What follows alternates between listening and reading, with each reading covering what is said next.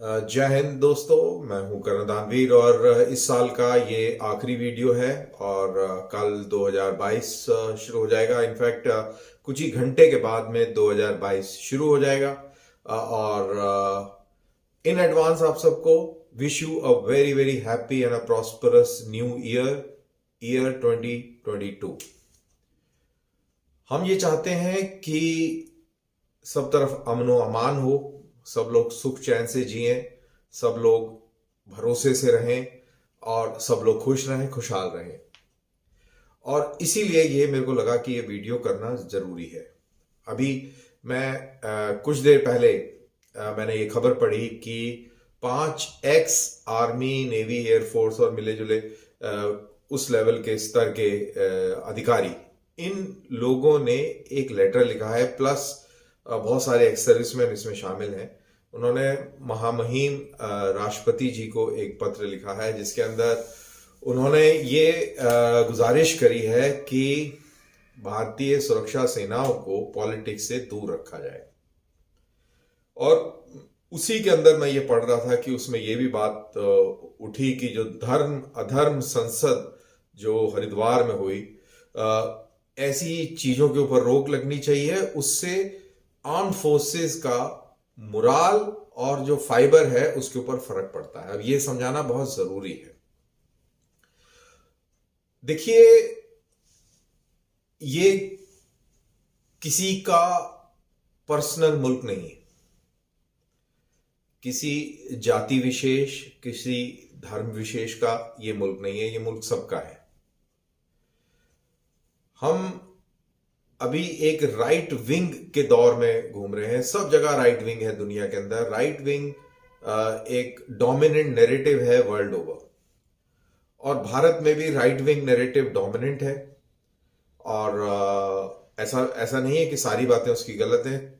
बहुत सारी बातें उसकी अच्छी भी हैं, और मैं भी उस नैरेटिव में कहीं ना कहीं मैं उस नैरेटिव को समर्थन भी देता हूं। लेकिन जो एक्सट्रीम राइट विंग नैरेटिव है जो हमने हरिद्वार की अधर्म संसद में देखा, उसको मैं सपोर्ट नहीं करता हूं। तो मैं आपको समझाऊंगा कि एज ए फौजी, as a ex serviceman, as a ex military officer, मेरे को क्यों इस तरीके की बातें घबरा देने वाली लगती हैं, परेशान कर देने वाली लगती हैं।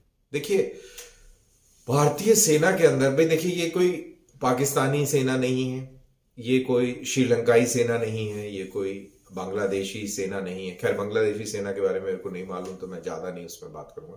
पर श्रीलंकाई सेना, इजरायली सेना, पाकिस्तानी सेना, ये सेनाओं की तरह नहीं है भारत की सेना।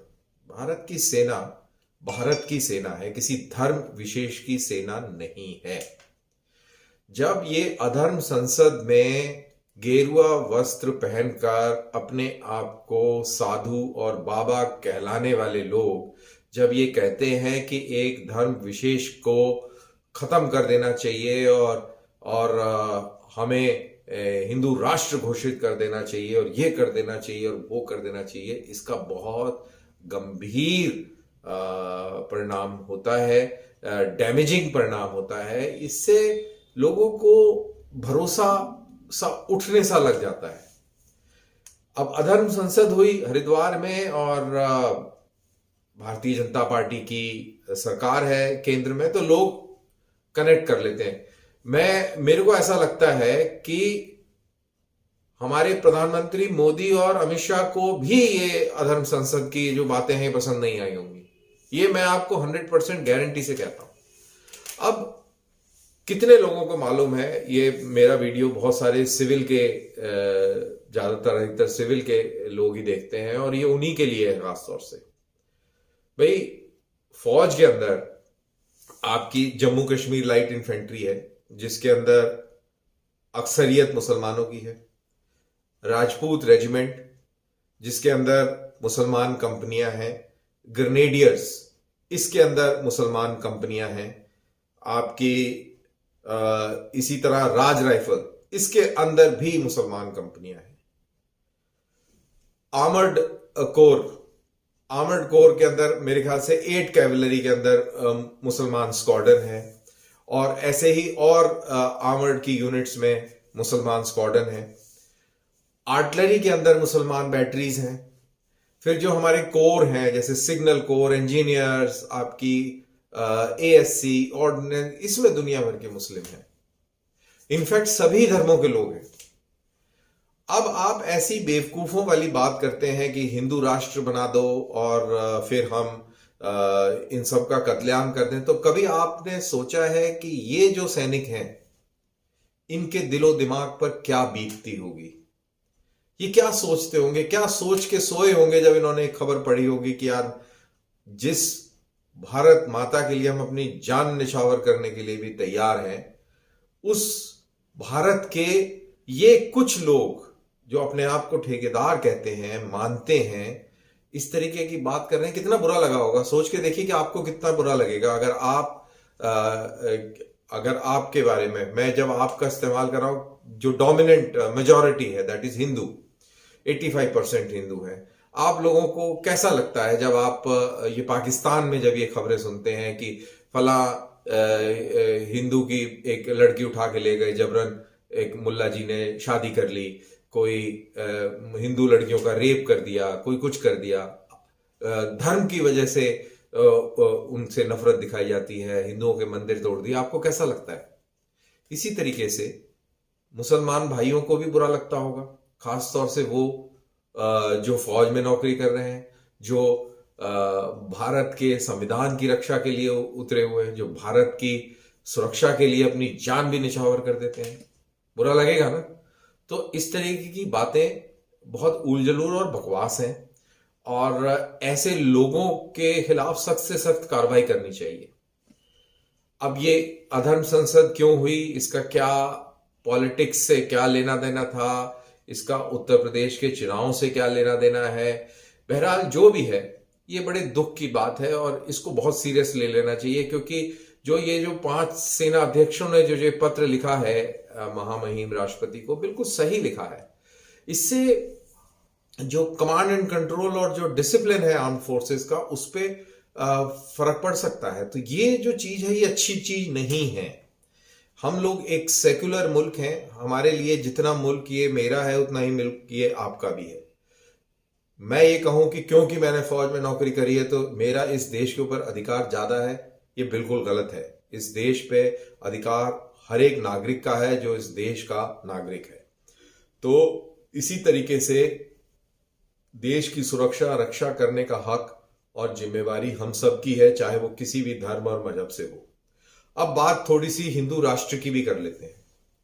देखिए, हिंदू राष्ट्र जहां तक सवाल है, इसको रिलीजियस पॉइंट ऑफ व्यू से कब उठाया गया, कब आया ये हिंदू राष्ट्र का ये जो स्लोगन? इसके लिए थोड़ा सा गूगल करें और हिस्ट्री में जाएं, तब आपको पता लगेगा कि ये कब आया। ये कोई बहुत पुराना स्लोगन नहीं है। इनफैक्ट ये कुछ ऐसे ही स्लोगन थे जिसकी वजह से आप ये कह सकते हैं कि इस मुल्क का विभाजन हुआ, क्योंकि ऐसे स्लोगन रेस करने से आप माइनॉरिटीज के अंदर इनसिक्योरिटी पैदा करते हैं।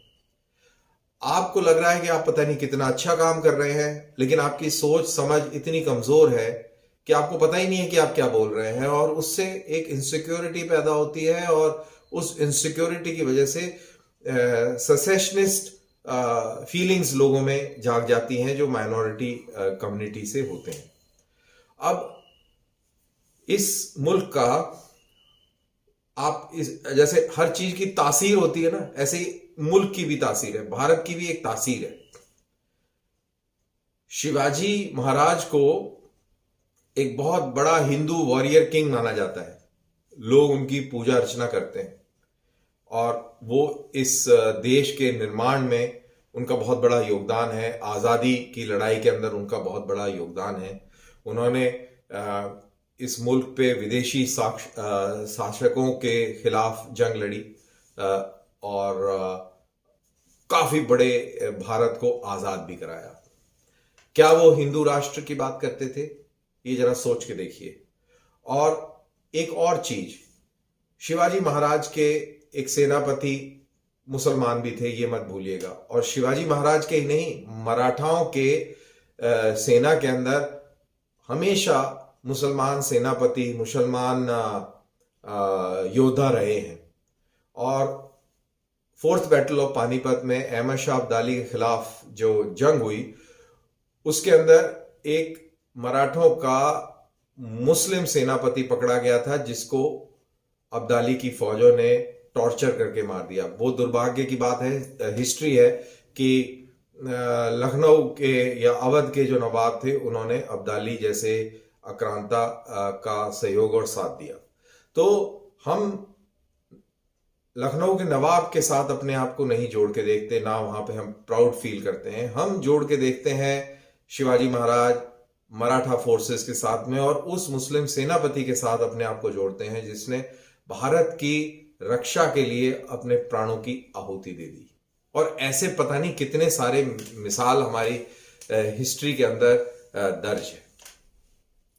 1857 की लड़ाई के अंदर हिंदुओं और मुसलमानों ने मिलकर अंग्रेजों के खिलाफ मोर्चा खोला और फर्स्ट वॉर ऑन इंडिपेंडेंस कहलाई गई। नेताजी सुभाष चंद्र बोस की आजाद हिंद फौज के जो सेनापति थे, वो आज के खैबर पख्तूनख्वा के एक पठान जर्नल थे। ये हमें नहीं भूलना चाहिए, ये चीजें याद रखनी चाहिए। बट अनफॉर्चुनेटली ये चीजें कोई हाईलाइट नहीं करता है, क्योंकि इन चीजों को हाईलाइट करने से कोई जज्बा पैदा नहीं होता, जुनून आपका नहीं जागता, और आपके अंदर वो उस तरीके की जानवरों वाली प्रवृत्तियां नहीं आपके अंदर फैलती, और सारा मकसद ही उस प्रवृत्ति को उजागर करने का लगा रहता है, ऐसा मेरे को लगता है।